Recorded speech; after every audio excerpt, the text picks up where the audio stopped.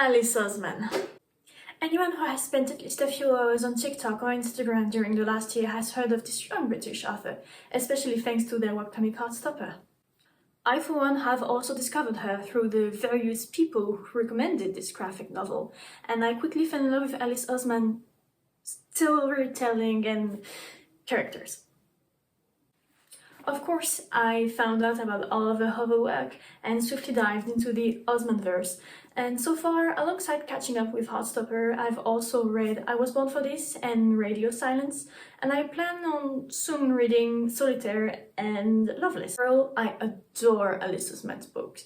One thing in particular that hit me about their writing style is the way they write their characters. Alice Oseman's characters are so realistic, flawed and fundamentally human, and I can't help but feel very invested in them and even see myself in those characters. I'm not someone who usually reads outside of the fantasy and sci-fi genre. That's my comfort zone, really. But for Alice Oseman, I really don't mind just going outside of it and reading coming-of-age and romance stories. And of course, among those many stories, I have one personal favorite: Radio Silence. If you haven't read Radio Silence and are planning to read it sometime in the future, I strongly recommend that you read it beforehand, before watching this video, because it will be filled to the brim with spoilers. Don't say I didn't warn you. Also, real quick, this video is going to be free therapy for both you and me. Enjoy it, because my parents always told me to never work for free.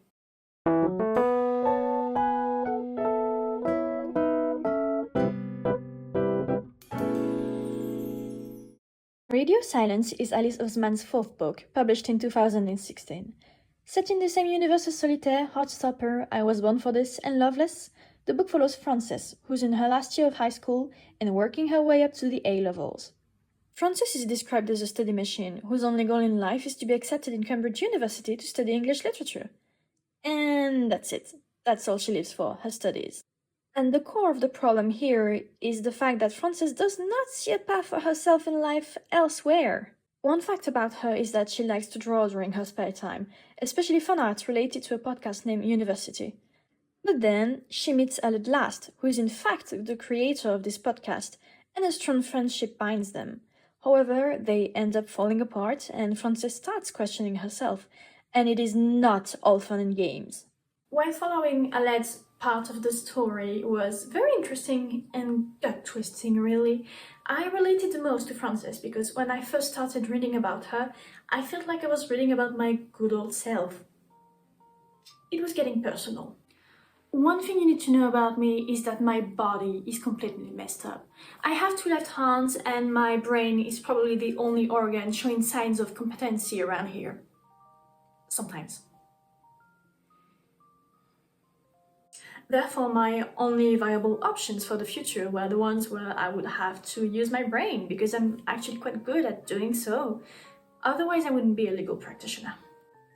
And because my options were so limited, I had to settle for studies, because it was the option that seemed more suitable for a viable and successful future, at least for me, of course.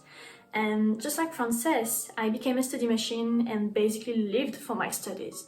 I was highly praised by my relatives and teachers for that, but it was not good at all. However, it was bad because it quickly appeared that college was very hard for me, especially mentally, because it was demanding a lot on my physical health, which was slowly degrading, and so did my mental health, because one doesn't go without another.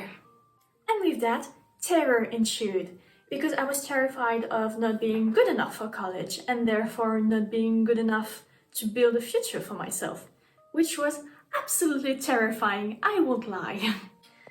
Yeah, that was not a good time, especially since people had very high expectations from me, including myself. I read Radio Silence during my third year of college, and I was having a very bad time, mentally speaking. I mean, my mental health was quite literally crumbling, and I was exhausted and I needed genuine help. And this book really showed me how bad it was. During the book, Frances goes from the study machine to someone who shows her true personality, thanks to Alet's help, of course. And she goes from this dull, very cool person to someone who actually shows her true self, who enjoys art, likes to laugh with her friends, a normal teenager.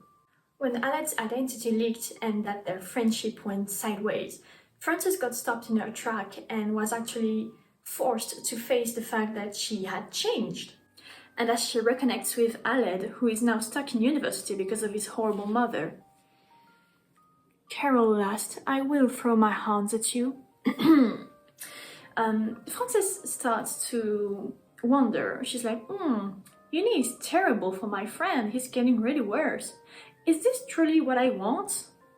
But then the interviews for university are actually happening, and Frances realizes that she absolutely freaking hates English literature, that she has absolutely no wish to study it because it is not interesting to her. But then Frances receives the rejection letter, and she has a massive mental breakdown. And it makes sense because to her, it's like there is no future for her anymore. And all of her hard work, she spent her entire life into it and it was all for nothing. And the way Frances reacted, it hit way too close to home for me. Because outside of being smart, I actually had nothing. I never developed a personality or worked on myself as a person. I simply lived for my studies. When I was reading the book, I was applying for master's programs to pursue my law studies. And it was a key period of time for me because if I didn't get accepted in one of those master's programs, I had absolutely no idea what to do with my future. Such rejection would have been a massive blow on my ego, because if I can't succeed at the only thing I can do, then what am I? What's my worth as a person? What's my worth as a human being? Yeah, I did tell you it would turn into a therapy session. I warned you. And then the book dug deeper into what happened to Karis Last. To remind you, Karis is Aled's sister, who went missing some time ago. Frances firmly believes that Karis ran away because she kissed her, like a gay panic that went way too far. In reality, Karis left her abusive home after receiving her 11th grade marks, which were kind of terrible to be honest. And because Carol Last is a disgusting puddle of vomit in the shape of a human being, her children were worthless to her if she couldn't boast around about them being smart and well-raised. Of course, Karis couldn't stand this shit anymore, so she pulled an Adele nail during the Caesar ceremony of 2020, and she got up and took off. As she should be! Later in the story, Frances finds out about Karis's location and she goes to meet her. It turns out that she's basically vibing in London, building up a future for herself in a quiet way, and all of this far away from her shitty mother. She deserved it. And as they discuss together, Frances quickly realizes that success is not defined the same for every single person, and that there is just not one single way of being successful in life. And that was it for me. The book was already an eye-opener for me because it made me think of who I am outside of my studies, and it made me rethink my relationship with my studies and the way I want to be successful. And it felt like a fresh breeze, you know? Being told that failing at your studies doesn't mean you're gonna fail at life. Because us human beings are actually very resourceful and we can always bounce back if something doesn't go the right way, and we can succeed as long as we put our hearts into it and do our best. However, I am not going to deny the fact that social and economical elements are going to have an impact on the outcome of your hard work, because we are not all equal in life, unfortunately. But still, that book really helped me. It wasn't magical, it wasn't like in a blink of an eye, all my fears would be erased, but it made me take the first step towards getting better, actually. I'm still afraid of not being able to use my brain because my body is in fact failing me. I can't do just any job like that. I can't do jobs with wide working hours. I can't stand during long hours. I can't just walk around freely. I can't carry heavy things. My body is very limited, and as painful as it sounds, my options too are limited.